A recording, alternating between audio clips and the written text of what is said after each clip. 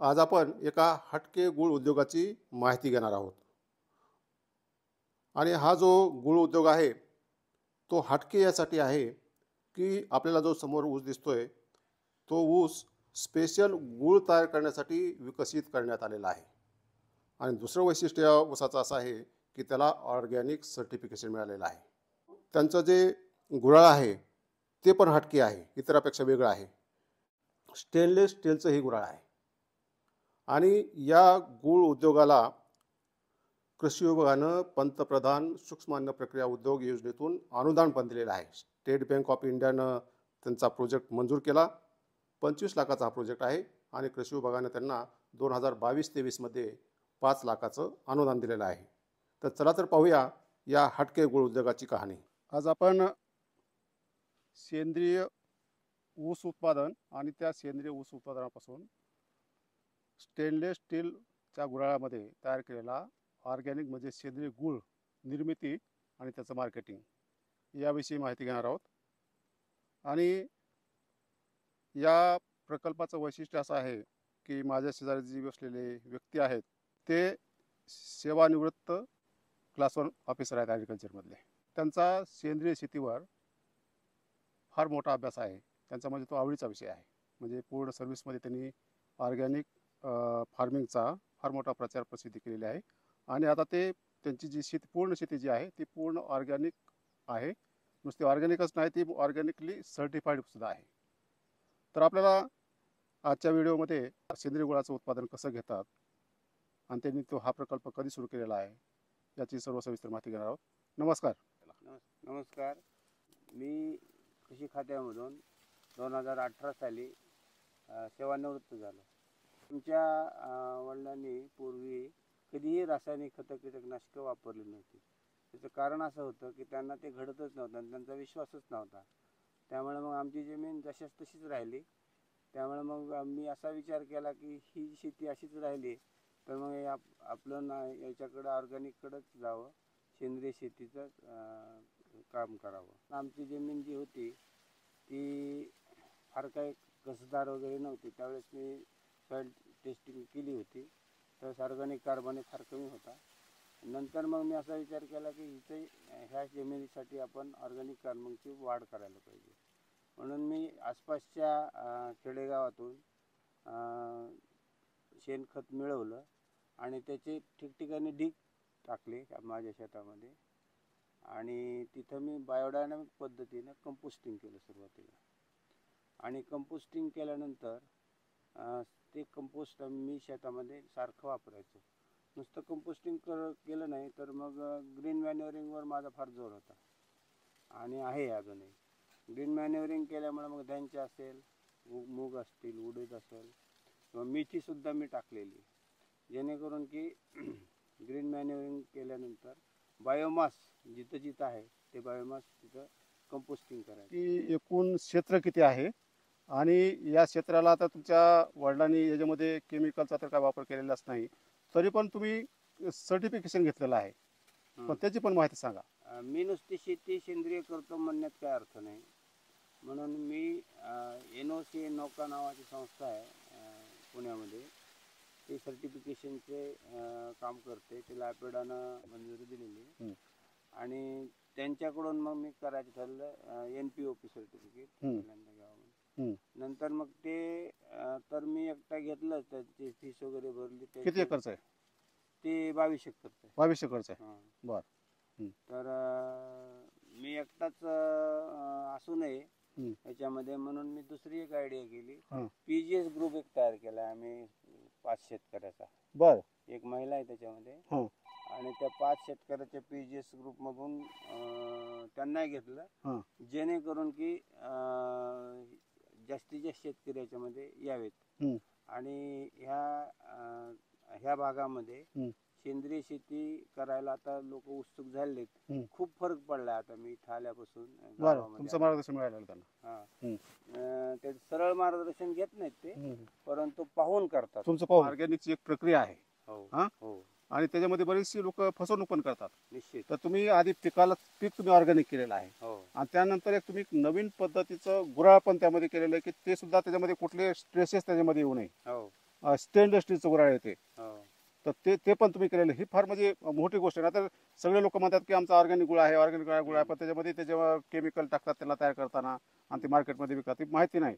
त्यामुळे तुमचं ही लोकांना कळण्यासाठी की विश्वास संपादन करण्यासाठी तुम्ही सर्टिफिकेशन केलेलं आहे. मग ते तुमच्या ती जी पॅकिंग करता तुम्ही गुळाची, तर त्याच्यावर काय तुम्ही लिहित असता ना त्यामध्ये? त्याच्यावर लोगो आहे ना त्यांचा. हां त्याचा या वर्षीच्या छपाईमध्ये टाकलाय मी. हां प्रमाणीकरण करताच येतं, परंतु कसं आहे माहिती आहे का, की मी आता दुसरी एक कन्सेप्ट टाकली.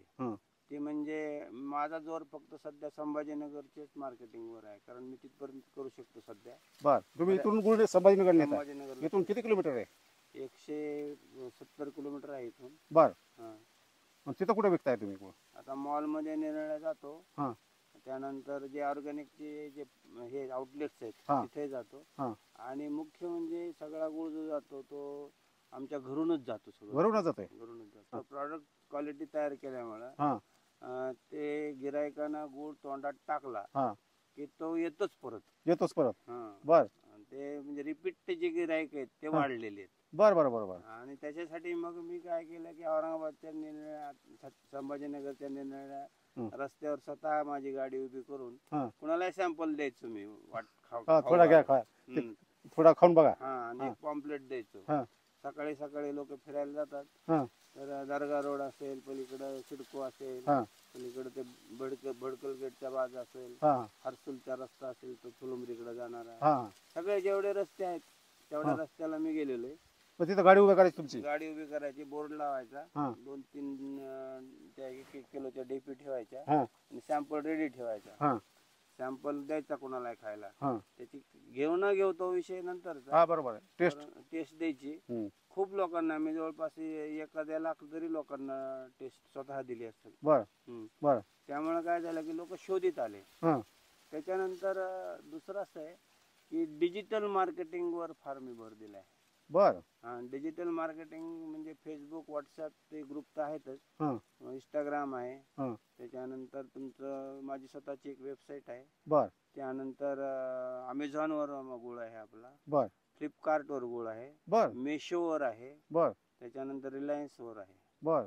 एवढ्या प्लॅटफॉर्मवर आहे. हं. त्यानंतर इंडिया मार्टवर सुद्धा गुळ आहे आपला. बर. म्हणजे जेवढे जेवढे डिजिटल मार्केटिंगचे प्लॅटफॉर्म्स आहेत हां. त्या सगळ्या प्लॅटफॉर्म्सवर म्हणजे मी गेलोय आता तिथे. मग ती तुम्हाला ऑर्डर आल्यानंतर तुमच्याकडे घरूनच पाठवतात त्यांना? हां. आता तिथं माझ्या खेड्यामध्ये अडचण अशी आहे की इथं काय शिपिंग पार्टनर मिळत नाही. हां मला बऱ्याच ऑर्डर आल्या तर मला नाईलाज असतो रद्द कराव्या लागल्या, कारण ते शिपिंग पार्टनर मिळत नव्हता. हां. आता मी आयडिया अशी केली की आता ते औरंगाबादच्या घरून शिपिंग करायची, तिथून करायची, इथून तिथं नेऊन द्यायचा आणि हां. तिथून शिपिंग करायची. तुमच्या प्रॉडक्टचं नाव काय? गोविंद गुळ म्हणून मी विकतो. गोविंद गुळ म्हणून? हां. माझ्या वडिलाचं नाव आहे, बर त्यांच्या नावानेच ठेवलंय मी. बर. म्हणजे ब्रँड तुमचा गोविंद नावाने आहे. हां. आता तुम्ही एक नवीन पद्धतीचं गुऱ्हाळ पण केलेलं आहे की जे की जे आपले जी पारंपरिक गुऱ्हाळ होती त्यापेक्षा थोडं वेगळेपण आहे त्यामध्ये. काय आहे त्यामध्ये वेगळेपण? म्हणजे गुळ तर सगळे तयार करतात. हां. आणि त्यानंतर सेंद्रिय म्हणूनही विकतात, नॅचरल म्हणूनही विकतात. हां परंतु असं आहे की मी सगळे गुऱ्हाळ पाहिले महाराष्ट्रातले, जवळपास 50-60 तरी गुऱ्हाळांना मी भेटी दिलेल्या आहेत, विशेषतः सांगली, कोल्हापूर आणि पुणे जिल्ह्यातल्या. हां. तिथं काय होत आहे की गुळ जो तयार करतात तो स्वच्छ करत नाही. बर हायजेनिक कन्सेप्ट असणं फार गरजेचं असं मला वाटतं. त्याचे 2 फायदे असे होतात. हं. एक तर ग्राहकांना स्वच्छ गुळ खायला मिळतो. बर. स्वच्छ म्हणजे मला कळालं नाही का, म्हणजे केमिकल नसल्यावर का ती तयार करण्याची प्रक्रिया? केमिकल नाही हा तर मुद्दा आहेच आहे. हां ते ऊसाच्या बाबतीत आहे. हां. आणि जी जॅगरी करतानाची जी प्रक्रिया करायची जी प्रोसेस आहे हां ती फक्त आम्ही भेंडी वापरतो. हां. ती भेंडी सुद्धा आमच्या शेतातली दुसरीकडे आणत नाही, बर. तुम्ही स्वतः लावली ती? स्वतः लावली. म्हणजे बाकीचं केमिकल काय टाकत नाही तुम्ही? नाही नाही त्या पावडर वगैरे टाकतात ना लोक ती? नाही, तसं नाही. हां. तर तुम्ही आता स्वच्छता म्हणताय, तर स्वच्छतामध्ये नेमकं काय करताय? आता ते नेमकं असं की ऊस इथं आल्यापासून आपल्या गुऱ्हाळामध्ये आपण क्रशरमध्ये ऊस टाकतो. हां ऊस टाकल्यानंतर तिथून पुढं मग स्टेनलेस स्टीलची सगळी यंत्रणा जोडलेली आहे, फूड ग्रेडचे पाईप वापरलेले. स्टेनलेस स्टीलचं काय काय? हाऊस स्टेनलेस स्टीलचा आहे. बर. तो त्याचा कलेक्टर जो असतो ऊसाचा हां. रसाचा, हां तो स्टेनलेस स्टीलचा आहे. हां. पाईप फूड ग्रेडचे आहेत. हां पंप जो आहे लिफ्ट करायचा हां ऊस आपले रस. रस लिफ्ट करायचा हा. तोही ह्याचाच आहे, स्टेनलेस स्टीलचाच आहे. बर त्यानंतर जी कढई आहे हा. ती सुद्धा स्टेनलेस स्टीलचीच आहे. बर नंतर ज्याच्यामध्ये गुळ आपण गोळा करतो ते हा. स्टेनलेस स्टीलचे. हा. आणि त्याचे जे युटेन्सिल्स आहेत हा. म्हणजे समजा हलवायचे वगैरे हा. हे असं उलथणे हा. हे हा. ते सुद्धा स्टेनलेस स्टीलचेच आहे. बर सगळं स्टेनलेस स्टीलचे. झारे बिरे सगळे. हा, सगळं स्टेनलेस स्टीलचे. हा. म्हणजे याच्यासाठी की फूड ग्रेडचं आहे ते 316 नंबरचं. हा. याच्यासाठी की त्याच्यात मायक्रोबे ते स्वच्छ करता येतात. रोज आम्ही स्वच्छ करतो. पण धुवून घेता तुम्ही तर. धुवून घेता. बर आणि खालचा जो हे आहे फ्लोअर. फ्लोअर हा. तो आम्ही सिमेंट कॉन्क्रीटने तयार केला आहे जेणेकरून की मायक्रोब त्याच्यात नाही आले पाहिजे. बर बर आणि दुसऱ्यांना जे व्हिजिटर्स येतात हा. गुराळ सुरू असल्यानंतर त्यांना आम्ही तसेच त्यांची बूट चप्पल घालून येऊ देत नाही. हा. आणि त्यांना ते हे करून घेतो म्हणजे आमची चपला बूट असतात. हा. हा. किंवा मग नसले तर तसंही आपण ते हे करू. आणून पाय नाही एवढं आता. हा, पण ते तसं नाही आहे हा. त्यांची हा. बूट. हा. आणि यानं होतं असं हं. त्याचं शेल्फ लाईफ वाढतं बर त्या गुळाचं. गुळाचं. हं. आणि जास्त वेळ उघडा ठेवत नाही. हा. लागोलाग आम्ही त्याला पॅक करून टाकतो. हं. आणि पॅक केल्यामुळे मग त्याचं लाईफ वाढतं. गेल्या वर्षीचा गुळ आता सध्या सुद्धा चांगला आहे. आणखी एक 12 महिन्यानंतर सुद्धा. सुद्धा चांगला आहे. नाही तर काय होतं जनरली गुळाला पावसाळ्यामध्ये पाणी सुटतं हो, आणि मग त्यात जर केमिकल जास्त असतील तयार करताना टाकले असतील तर त्याला पाणी जास्त सुटतं. केमिकल नाही सुटतं. हा. त्याचप्रमाणे कॉन्टॅमिनेशन नाही सुटतं. कॉन्टॅमिनेशन सुटतं. हा. बर. आणि मायक्रोबियल ऍक्टिव्हिटी मग फार वाढते ह्याच्यामध्ये. आणि मग हा. हा. खराब होतो गुळ. हा. गुळामध्ये साधारणतः 15, 16, 17 किलोची एक ढेप करायची, 20-20 किलो पर्यंतची. तर तुमच्याकडे फार लहान लहान आकार दिसले, काय कारण आहे? हा, ते पॅकिंगची साईज आहे ते क्यूब आहेत छोटे छोटे. हा. 5-10 ग्रॅमचे, 8 ग्रॅमचे. 200 ग्रॅमची आहे. हा. नंतर 400 ग्रॅमची आहे. हा. नंतर मग 1 किलोची आहे. हा. त्याचं कारण असं आहे की ग्राहकांना आता छोटं छोटं लागतंय. वेळ कमी आहे शहरी ग्राहकांकडे. बर. त्यामुळे त्यांना रेडी तयार जर असेल हा. तर ते प्रिफर करतात. हा. तर शहरातल्या फॅमिलीला समजा जेवण झाल्यानंतर सायंकाळी रात्री वगैरे हा. तोंडात थोडासा गुळ टाकायचा असला हा. तर मोठं जर समजा पॅक असेल तर थोडासा काढून कोणी घेत बसत. कंटाळा करतात. हा. हं. मग ते क्यूब असला हं. अजून छोटं असलं हं. तर ते घेतात. हं. आणि समजा आता छोटी फॅमिली आहे, थोडी पुरणाची पोळी करायची आहे हा. किंवा खीर करायची आहे, हं. छोटा पॅक असला तेवढाच किसला आपला तेवढाच टाकला हा. ते त्यांना आवडतं. बर. म्हणून त्याच्यासाठी कारण कसं आहे माहिती का मार्केट रिसर्च फार महत्वाचा आहे हा. याच्यामध्ये. हं. आणि मार्केट रिसर्च म्हणजे गुळ घेणाऱ्या आमच्या गृहिणीच्या हा. आणि त्यांना काय लागतं ते देणं महत्वाचं आहे बर. महाराष्ट्रीयन. बर. आणि त्यांची गरज लक्षात घेऊन मग ते बदल केलेले आहेत. हा. पूर्वी कसं आम्ही शेतकरी लोक मोठ्या मोठ्या ढेप करायचो. करत होतो. हं.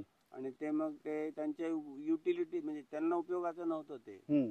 म्हणून छोटं छोटं करावं लागतंय. ऍक्सेप्टन्स पण वाढतो ना लोकांचा. Acceptance वाढतो. हा. निश्चित. नाही तर मोठी ढेप नेली त्याचा फोडा हे करा, घेत ते नाही. कोणी घेत मी नाही त्याला. 5 किलोची डेप केली हा.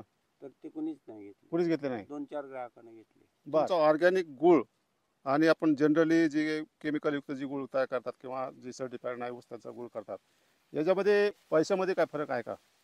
होतो का? हा? निश्चितच. ते काय माहिती का हे जे गुळ तयार सर्वसाधारण गुळ जे तयार करतात ना हा. ते बाजारामध्ये 40 रुपयापासून 60 रुपयापर्यंत असतात किलोचा भाव. हा, हा. 1 किलोला. हा. आणि काही सन्माननीय अपवाद आहेत चांगले बाजारामध्ये. हा. नाही असं नाही. बर. चांगले लोक शेतकरी स्वतः करतात ते आहेत. बर.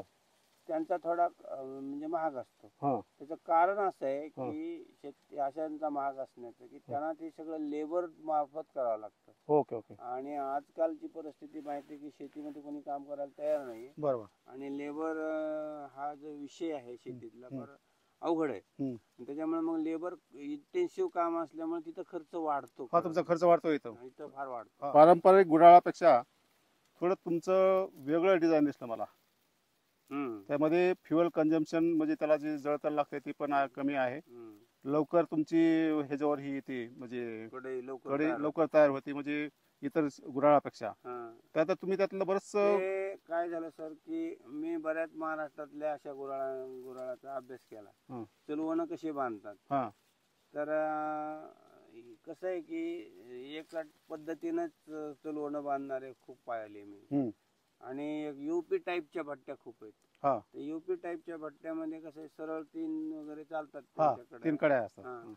त्यांना ते ठीक आहे, त्यांना ते त्यांचं प्रोडक्शन वगैरे मोठं असतं. हम्म. पण जिथं छोटं आहे माझ्यासारखं, हम्म. तिथं थोडं त्याची डिझायनिंग बदलावीच लागते. बर मग मी त्याला डिझायनिंग थोडी म्हणजे बदल केलेली आहे, हम्म. जेणेकरून की त्याची इफिशियन्सी वाढलेली आहे बर त्या ह्याची चुलवणाची. सुरवानाची. हा आणि हे म्हणजे त्याला हे इंधने कमी लागतं हम्म. आणि हीट जी तयार होती आतमध्ये ते कुठं वेस्ट होत होत नाही. नाही. हा हं. त्याच्यामध्ये ती पूर्ण युटिलाइज होती. हा आणि त्याच्यात दुसरं असं आहे की त्याच्यामधून धूर सुद्धा नाही निघत. हा म्हणजे पोल्युशनही कमी होत आहे. बर ह्या 2-3 गोष्टी त्याच्यामध्ये साध्य होतात. आणि याच्यामध्ये माझी मिशनच अशी आहे की चांगला चांगला गूळ तयार करायचा की आपल्याला ज्या ग्राहकांना खाऊ घालायचा आहे हा त्यांना तो स्वच्छ आणि त्यांना खावासा वाटला पाहिजे. आरोग्यदायी. आरोग्यदायी तर आहेच आहे, हम्म. पण तो भावला पाहिजे. हा कारण गुळ म्हणजे कसं वऱ्यात जाऊन बसून काढतात, हा. आणि दूध धुत नाहीत हा. वर्षानुवर्ष. हा तिथं माशा घोंगावतात, हा तिथं पुन्हा डस्ट पडलेली असते, बर. चिखल पडलेला असतो. ते त्या लोकांना खायला नको वाटतं. बरोबर. आणि म्हणून तर मग ते लोकांनी खायला भावला पाहिजे हा अशीच SOP तयार केलेली आहे आणि त्या पद्धतीनेच करतो. हम्म. आणि दुसरी गोष्ट अशी महत्वाची हम्म. की मी तरुण शेतकऱ्यांना असं सांगतोय हम्म. की तुम्ही तुमचा प्रॉडक्ट कोणता असो हम्म. त्याला तुम्ही पॅक करा, हा ब्रँडिंग करा स्वतःची. हम्म. मग तुम्ही ग्रुपनं करा, इंडिव्हिज्युअल करा, हम्म. कशी करा, हम्म. पण ब्रँडिंग करा. स्वतःची MRP लावा हा त्याच्यावर. हा आणि स्वतःची MRP लावल्यानंतर तुम्हाला अधिकार पोहोचतो, तुम्ही ते कितीला विकायचे. बर. दुसरी गोष्ट डिजिटल मार्केटिंगचं युग आहे. हम्म. त्या डिजिटल मार्केटिंगचा अवलंब करा हम्म. आणि आपला माल तुम्ही असा हायफाय विका, बर. तरच त्याचा फायदा आहे, असं मला तरुण शेतकऱ्यांना मेसेज द्यायचा आहे. आता हे तुमचा जो ऊस आहे त्याचं अंतर काय या 2 सरी मधलं? इथं 6 फूट आहे हं. आणि तिकडं 8 फुटावर आहे. 8 फुटावर आहे तिकडं? 8 फुटावर. बर. त्याचं कारण असं आहे हं. की 2 गोष्टीसाठी केलंय ते. हं. एक तर ऊसाला पाण्याबरोबरच हवा आणि सूर्यप्रकाशाची गरज असते. हं. त्यानंतर आमचा भाग जो आहे ते काही एवढा पावसाचा नाहीये, कमी पाऊस आहे. कमी पाऊस आहे. हं. आणि जे इंधन विहिरीवरच अवलंबून आहे. बर आणि ते पाणी तळ्यात टाकायचं आणि तळ्यातलं पाणी वापरायचं. बर. ड्रिप तर कंपल्सरीच आहे. हा आणि समजा दुष्काळ पडला, गृहीत धरा 10 वर्षातून 2 वर्ष माझ्याकडे दुष्काळ पडतो, हा पडला तरी 8 फुटावरचा ऊस मी वाचवू शकतो. वाचू शकता तळ्यातल्या पाण्यावर. तळ्यातल्या पाण्यावर. हं. बर. आणि मग त्याने होईल काय, मला गॅप नाही जाणार. हा ते सीझन वाया जाणार नाही. वाया जाणार. तुमच्या दृष्टीने सगळ्यात चांगली जात कोणती ऊसाची की त्याचा गुळ चांगला होतोय? महात्मा फुले कृषी विद्यापीठाचे जे विभागीय संशोधन केंद्र आहे पाडेगावचं, हा तर तिथं मी 2-3 वर्षाखाली व्हिजिट दिली होती. हा. त्यांच्याकडे 2019ला हा 0957 नावाची फुले 0957 गुळाची जात रिलीज केली त्यांनी. हा तर ती पॉलिक्रॉस तयार केलेली आहे त्यांनी. हा. तर ती बऱ्याच मेहनतीनं तयार केलेली. हा आणि कोल्हापूर विभागासारखा गुळ इतर म्हणजे उर्वरित महाराष्ट्रामध्ये तयार व्हावा असा त्यांचा उद्देश त्यांनी सांगितला मला. हा आणि मग ती जात मी निवडून आणली, प्युअर फॉर्म मध्ये आणली त्यांच्याकडून. बर. आणि इथं मी सुपर केन नर्सरी केली आणि ती हा. तिथं लावली. हा आणि प्रत्यक्ष जर बघायला गेलं तर त्याच्यामध्ये डिसएडव्हान्टेजेस आहेत, परंतु फार ऍडव्हान्टेजेस गुण असा आहे की त्याचा गुळ फार क्वालिटी होतो. आणि गुळ? त्याच्यात गुळ फार क्वालिटी होतो. तो तोंडात टाकला की विरघळतो. त्याचा आरोमा म्हणजे हवासा वाटतो. आणि महत्वाची गोष्ट म्हणजे त्याची शेल्फ लाईफ चांगली आहे. बर. कारण त्याच्यामध्ये मॉइश्चर जे पर्सेंटेज येते ना ते कमी येते. 60% कमी येते. बर बर. त्यामुळे ते कीपिंग क्वालिटी त्याची चांगली आहे. म्हणजे 60 होता येतो तुम्हाला? आणि गुळाच्या बाबतीत माझा असा अनुभव झालेला आहे, उन्हाळ्यात गुळ जास्त खपत नाही. गणपती आपल्याकडं समजा सुरू झाले की सण सुरू झाले, गणपतीला गुळ लागतो. त्यानंतर मधल्या पिरियड म्हणजे दसऱ्यापर्यंत गुळ लागतो. आणि दसऱ्याच्या नंतर त्याची मागणी फारच वाढते दिवाळीला. आणि दिवाळीच्या नंतर थोडा स्लो होतो. नंतर मकर संक्रांतीच्या आसपास पुन्हा फार वाढते. असं त्याची सायकल आहे. मग ही सायकल आपल्याला अटेंड करणं गरजेची. ऊस तोडताना पण त्याच्यात गोडवा साखरेचं प्रमाण किती हे तपासता? हा, हे काय जे- प्रकार आहे हा? आपल्या ऊसाची ब्रिक्स रिडिंग जी आहे ती 22च्या ब्रिक्स रिडिंग म्हणजे काय? त्याच्यातलं साखरेचं साखरेचं प्रमाण, ग्लुकोजचं प्रमाण त्याच्यातलं किती येते? ब्रिक्सनं, हा, खालचा भाग ऊसाचा, हा त्याच्यानंतर मधला भाग हा आणि टॉपचा भाग म्हणजे वरचा भाग, हा 3 या ठिकाणचा 3 ठिकाणची रिडिंग मोजायची, तुकडे घ्यायची. करायचे आहे त्याचे. तुकडे करून घ्यायची, त्याचा रस त्याचा त्याच्यावर रस काढायचा, रिप्रोटोमीटरवर ठेवायचा. हा हा ते रिफ्रॅक्टोमीटरवर ठेवायचा, त्याची रिडिंग घ्यायची, हा त्याची तिघांची ॲव्हरेज काढायची आणि सरासरी काढायची. सरासरी काढायची. हा. मग किती पाहिजे तुम्हाला? तुमचा किती येतो साधारणतः? आमचा 22 पर्यंत येतोय 22 ब्रिक्स रिडिंग आहे तुमची. Brix reading. म्हणजे चांगला आहे. हा, चांगला आहे सध्या. 22 पर्यंत म्हणजे सगळ्यात चांगला येतो सुरू का? करायला काही हरकत नाही. हा. 22 ते 23च्या वर, म्हणजे 24 पर्यंत गेली होती गेल्या वर्षी, बर पण 24 पर्यंत जाऊपर्यंत थांबण्यात काही हे नाही. बर. नंतर पुन्हा ते कमी होऊन जाईल. आपला पूर्वीच्या उराळामध्ये तो हौद केलेला असायचा एक, हम्म. त्या हौदात पडायचा सिमेंटचा. तुम्ही काय केलं? आता त्याच्यामध्ये आपण स्टेनलेस स्टीलचा हौद केलाय. केलेला आहे. हा म्हणजे कलेक्टर आहे, म्हणजे स्टेनलेस स्टीलचं आहे, हा पाईप आहे फूड ग्रेडचा आहे, हा. आणि हौद आहे मग स्टेनलेस. त्या हौदातला पडलेला जे रस आहे तो कढईमध्ये कसा जातो? तो लिफ्ट करतो आम्ही पंपाना. पंपाने. Stainless म्हणजे steel तुम्ही चा हाताने पंप. असं नाही, हात डबे नाही उचलून लावत. असं टाकत नाही नाही तुम्ही? नाही हा म्हणजे तुमचा स्पर्श नाही त्याला. नाही. आणि आणि ते उपसल्यानंतर पुन्हा तो हौद धुवून घेतो, हौद धुवून घेता तो. धुवून ठेवतो. म्हणजे सगळंच तुमचे जे क्रशर आहे ते सगळं धुवून ठेवायचं. क्रशर वगैरे धुता, कढई बिडे सगळं धुता, त्यामुळे माशी होत नाही, काय होत. काय होत नाही. हा. त्यानंतर तुमचा कढईमध्ये गेल्यानंतर ती पण स्टेनलेस स्टीलची आहे, हम्म. तर किती वेळ तापवावं लागतं तुम्हाला आणि किती लिटर बसतं त्यामध्ये? त्याच्यामध्ये रस? 800 लिटर बसतंय, हा आणि 800 लिटर मध्ये बसल्यानंतर 1.25 तासात निघते कढई. 2.25 तासात कढई निघते. हम्म. मग कढई त्याची सुद्धा एक SOP आहे. हा कुठल्या वेळेस भेंडीची टाकायची. मग तीच जाणून आणि- घ्यायची होती मला. हा, तर ते कसं आहे माहिती आहे का, हम्म. की सुरुवातीला आपण हे केलं की साधारणतः 26 मिनिटापर्यंत ते उकळायला सुरुवात होते. हम्म. ते उकळायला पहिली जी रस. रस उकळायला सुरुवात, नंतर ते पहिली जी समजा प्राथमिक मळी आलेली असते ती काढून घ्यायची, हा झाल्याने. झाऱ्यानं काढून घ्यायची. हम्म. त्यानंतर काय होतं माहिती का, की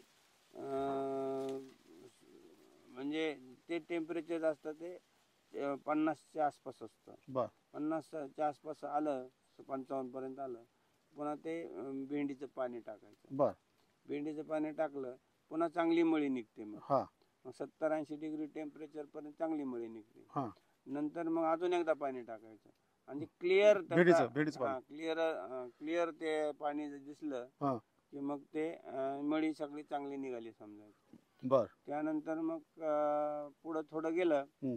की त्याचा pH मोजतो मग आम्ही. म्हणजे तुम्ही त्या भेंडीच्या व्यतिरिक्त कुठलंही केमिकल त्याच्यामध्ये नाही, टाकत नाही, नाही. आता गुळ तयार झाला, कढई उतरायची म्हणले की लोकांनी पहिलं ते 4-5 जण लागायचे. तर तुम्ही एक आता नवीन सिस्टीम त्याच्यामध्ये केली. रेल आहे. हा रेल सिस्टीम आहे. रेल सिस्टीम आहे. आता सगळं त्याला वापरायला रुळासारखे लागलं. 2 रुळ बसवले ते, सगळं आणि त्याला पुली वापरायला बसवून लागलं. त्याला तुम्ही स्लोप दिलेला आहे, हा, असंच ना? हा. मग तो कढई त्यात खाली आणली त्या रेलवरून, मग ते स्टेनलेस स्टीलच्या त्या ह्याच्यामध्ये घ्यायचं, पॅन मध्ये घ्यायचं. पॅन मध्ये. त्याला पण तुम्ही काय केलंय? फक्त मुव्हेबल आहे ते. आणि ते मुव्हेबल आहे. मग त्याला काय केलंय तुम्ही?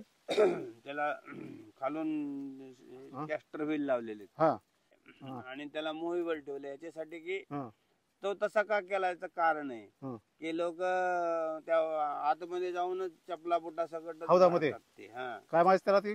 वरा म्हणतात वरा? आमच्याकडे. हा, काही वऱ्यामध्येच ठिकाणी वाफा उतराय. म्हणतात. हा ते त्याच्यात जाऊन हे करतात. हा बोटा चपला खाली उतरतात हम्म. आणि ते उचलतात आणि कढईमध्ये टाकतात, त्या हम्म. बकेटमध्ये टाकतात. हम्म. तसं नाही ती. तसं नाही. हा त्याच्यात त्याला उतरता नाही आलं पाहिजे. हा. हा. त्यामुळे तुम्ही तो केलाय मुव्हेबल वरा. मुव्हेबल आणि तसं केलंय. हा ते आतमध्ये जाऊ शकत नाही, त्याची इच्छा असं आपण गैरहजर असलं तरी. हा आणि सगळीकडे CCTV कॅमेरे आहेत, सगळे त्यामुळे सिस्टीम. आपल्याला मॉनिटर कुठूनही करता येतं. हा. थोडी जरी हालचाल झाली तरी कळते. गरम गुळ घेतल्यानंतर पुढची प्रक्रिया काय? पॅकिंगची तुमची भरायची? निनाळेचे साचे, हा ते सगळे साचे आपण हे घेतले, ते सगळं स्वच्छ वगैरे धुवून कोरडे करून ठेवतो. हा. आणि मग त्याच्यामध्ये मग जशी मागणी असेल, समजा 1 किलो, 200 ग्रॅम, 400 ग्रॅम असे बनवतो.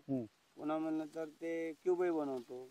क्यूबचे आता निराळे हे येतं. आता पुढे अजून थोडे इनोव्हेशन्स करायचे, ते म्हणजे की गुळाची कॅन्डी करायची, ड्रायफ्रूट फ्लेवर्स त्याचे वेगवेगळे फ्लेवर्स बनवायचे, आलं हळद वगैरे. आता गेल्या वर्षी तुम्ही गूळ किती विकला होता आणि या वर्षीचं टार्गेट काय? 7 टन गुळ मी विकला हम्म. संभाजीनगरमध्ये. हम्म.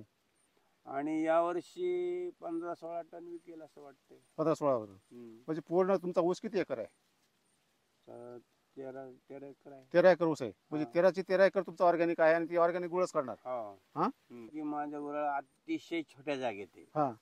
किती जागा आहे ती? ती 100 फूट बाय 37 फूट आहे. म्हणजे एवढं छोटं गुराळ मी पहिल्या वेळेस पाहिलंय. छोटच आहे, हा? फार छोट आहे. हा. कारण मोठा जागाच नाही माझ्याकडे. मी काय हा. करणार? तेवढ्यात बसवलंय ते. हा. म्हणजे सध्या सगळी मार्केट तुमचे बहुतांश तुमच्या घरूनच होते. घरूनच होती. कोण करताय? म्हणजे आम्ही तुम्ही स्वतः करताय का आणखी कोणी आहे आमची मदतीला? सुनबाई करते. हा. सुनबाईचाच वाटा फार मोठा आहे. बाजारामध्ये सेंद्रिय उत्पादनाची मागणी फार मोठ्या प्रमाणात वाढलेली आहे, परंतु ते तेवढ्या क्वालिटीचे आहेत किंवा त्याचा जो विश्वास आहे तो मात्र प्रत्येक प्रॉडक्टविषयी देता येत नाही. तुम्हाला मी एक आता असं विश्वासपात्र एक प्रॉडक्ट दाखवणार आहे की ते ऑर्गॅनिकली सर्टिफाईड आहे. म्हणजे सेंद्रिय प्रमाणीकरण केलेलं प्रोडक्शन आहे. ऑर्गॅनिक सर्टिफिकेशन मिळालेलं आहे ऊसाला आणि त्या ऊसापासूनच सेंद्रिय पद्धतीने गुळाची निर्मिती केली जाते.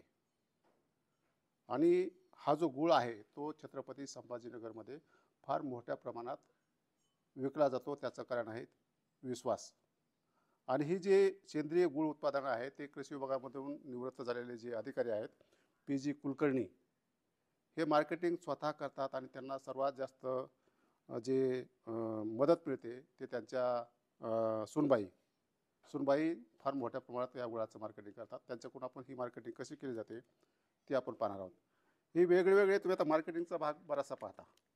आता हे जर तुम्ही पाहिले तर मला अशा प्रकारचा गुळ मार्केटमध्ये दिसत नाही. वेगवेगळ्या साईजमध्ये तुम्हाला दिसतोय गुळ आणि काही क्यूब्स पण दिसत आहेत. हा आपला ऑर्गॅनिक गुळ, हां, गोविंद गुळ आपण तुमचं ब्रँड नेम आहे ते? वर्षी आपण हा हां आपल्या मार्केटमध्ये लॉन्च केलंय. हां हां. ग्राहकांचा खूप जास्त चांगला रिस्पॉन्स भेटला आम्हाला आणि आम्हाला अत्यानंद होतोय की आम्ही ग्राहकांना आवडेल असा गुळ त्यांच्यापर्यंत पोहोचवण्याचं कार्य करतो. मला एक तुमचं वैशिष्ट्य असं दिसलं की बाजारामध्ये जो गुळ आहे ते फार मोठ्या साईजचा असतो.